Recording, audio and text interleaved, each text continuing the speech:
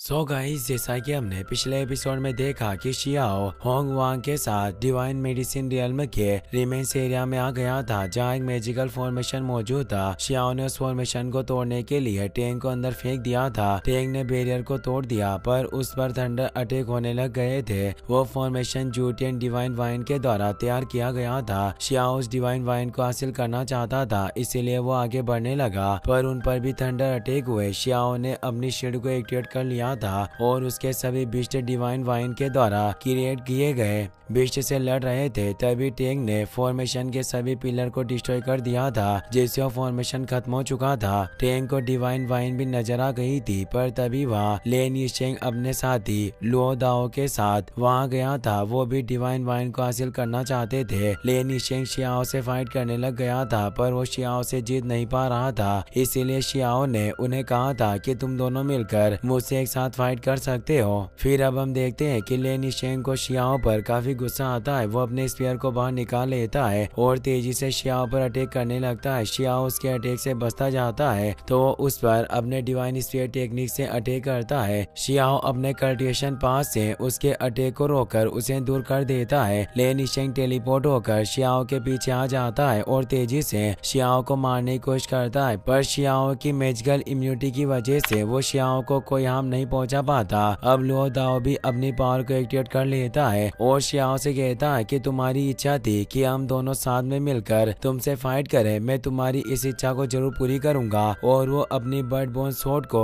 बाहर निकाल लेता है, जिससे काफी तेज लाइटनिंग स्प्रेड हो रही थी। लुओ दाओ शियाओ से कहता है कि तुम्हें अब मैं फर्स्ट जनरेशन के मैजिक का एहसास करवाऊंगा, और वो अपनी स्वॉर्ड टेक्निक को एक्टिवेट करने लगता है। यह देखकर शियाओ से घूर कर देखने लगता है और सोचता है ये बर्ड बोन स्वॉर्ड थोड़ी अजीब है, इसीलिए मुझे इसे जल्दी से खत्म करना होगा।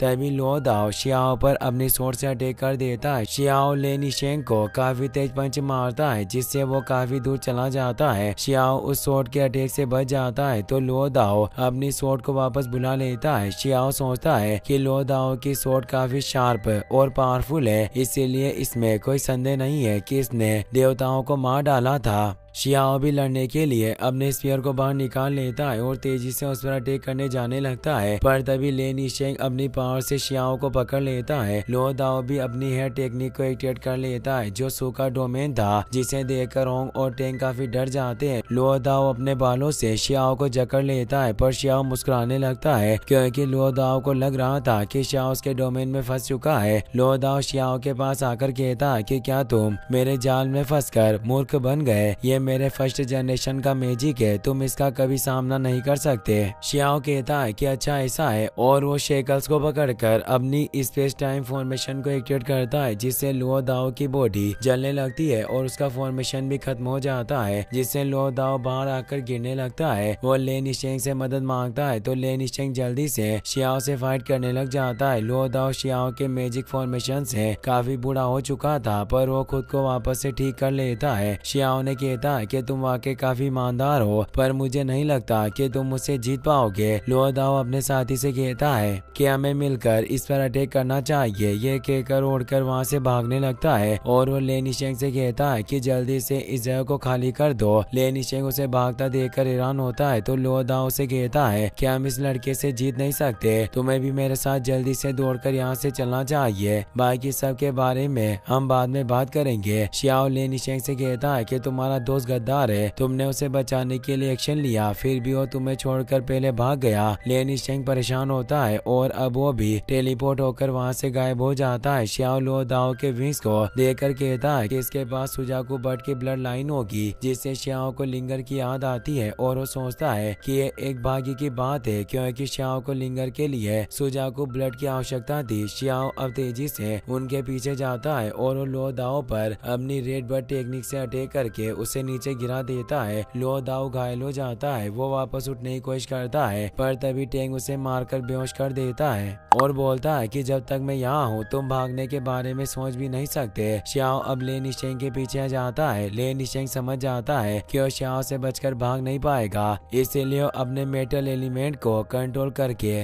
मैजिक को एक्टिवेट करता है, जिसका नाम small world is full of soldiers था। इस टेक्निक से जमीन में काफी सारा मैग्मा बाहर निकल कर आने लगता सकता है। लेनी शेंग शियाओ से कहता है कि जब तक इस एनवायरनमेंट में मेटल एलिमेंट मौजूद है, सारी स्वर्ग और पृथ्वी अभी भी मेरे कंट्रोल में होगी। आज मैं तुम्हें बहुत ही बुरी मौत मारूंगा और तुम मुझे क्रूर होने के लिए दोष मत देना। और वो मेटल एलिमेंट से कई सारे शार्ट को क्रिएट कर लेता है, जिससे वो शियाओ पर अटैक करता है। शियाओ अपने एक हाथ से ही उन सभी शार्ट्स को खत्म कर देता है और लेनी शेंग से कहता है कि क्या तुम्हारे पास सिर्फ इतनी पावर है। और अब वो अपनी पावर को एक्टिवेट करके कहता है कि क्या तुम्हें किसी ने नहीं बताया कि अगर तुम बिजली के साथ खेलोगे तो तुम लाइटनिंग में झुलस जाओगे। और वो आसमान में थंडर पैदा कर देता है, जिससे वो लेनी शेंग पर काफी तेजी से लाइटनिंग गिराता है, जिससे वो सहन नहीं कर पाता। और अब शियाओ ने लेनी शेंग और लो दाओ दोनों को पकड़ लिया था। शियाओ सोचता है कि मैं इन दोनों को मार नहीं सकता, ये मेरे काम आ सकते हैं, इसीलिए मुझे इनके साथ एक डील करनी चाहिए। वो दोनों होश में आ जाते हैं। शियाओ कहता है कि तुम मेरे सामने सरेंडर कर दो या फिर मारे जाओ। लेनी शेंग परेशान था। वो कहता है कि मैंने कभी उम्मीद नहीं की थी कि मैं तुम जैसे किसी अनजान व्यक्ति से हार जाऊंगा। तुम वास्तव में हो कौन? शियाओ कहता है कि नीचे लोअर वर्ल्ड में मेरा नाम शियाओ था, पर डीमन ड्रैगन सेक्ट है और कई सारे लोग मुझे सिन ब्लड के वंशज के रूप में जानते हैं। और यहाँ अपर वर्ल्ड में मेरा एक और नाम है और मैं खुद को भी याहुआंग कहता हूँ। ये सुनकर लेनी शेंग और लो दाओ के साथ होंग भी चौंक जाती है। होंग सोचती है कि मैंने कभी उम्मीद नहीं की थी कि जिस वांग के बारे में मैंने इतना सुना था वो शियाओ होगा। लेनी शेंग कहता है कि हमारा तुमसे आना तय था। अगर हमें पहले पता होता कि तुम वांग हो तो हम तुमसे कभी फाइट नहीं करते, लेकिन मैं तुम्हारे सामने सरेंडर करके हमेशा के लिए तुम्हारा गुलाम नहीं बन सकता। इससे अच्छा हम दोनों मरना पसंद करेंगे। शियाओ कहता है कि तुम सरेंडर की जगह मरना पसंद करते हो। वाकई तुम्हारी काफी स्ट्रॉन्ग महत्वाकांक्षाएं हैं। तुम्हें मरने की कोई जरूरत नहीं है, तुम्हें सिर्फ मेरा अनुयायी आने फॉलोअर बनना होगा। साथ ही मुझे बस लो दाओ के ब्लड की जरूरत है और तुम पर मेरा कुछ दबाव नहीं रहेगा। पर जब तुम्हें अवसर मिले तो मेरे लिए होली मेडिसिन को हासिल करना, जैसे इमोर्टल स्पीड मेडिसिन में। बस तुमसे यही चाहता हूँ। तुम हर जगह फ्रीली इस इमोर्टल एशियन में घूम सकते हो। बस तुम्हें मेरे लिए जड़ी बूटियां ढूंढनी है। पर अगर तुमने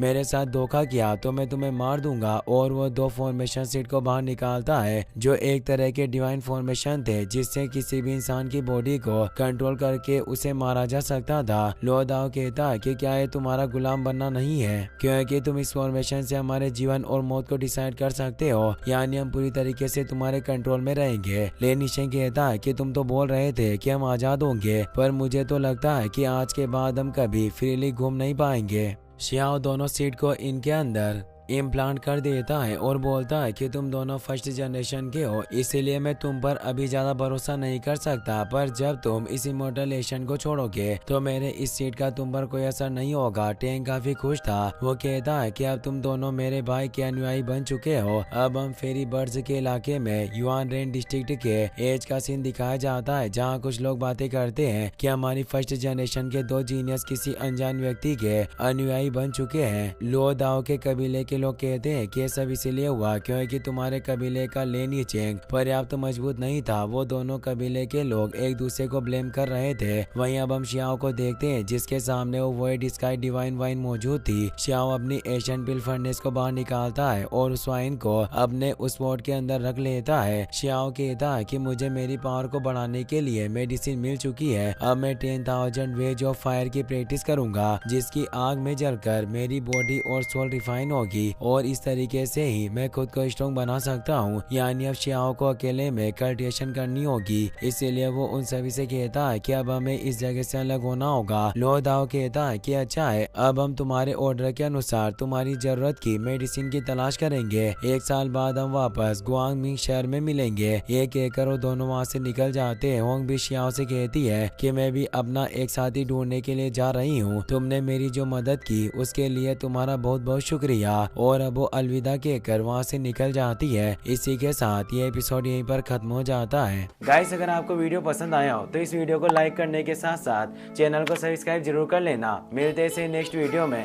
थैंक्स फॉर वॉचिंग।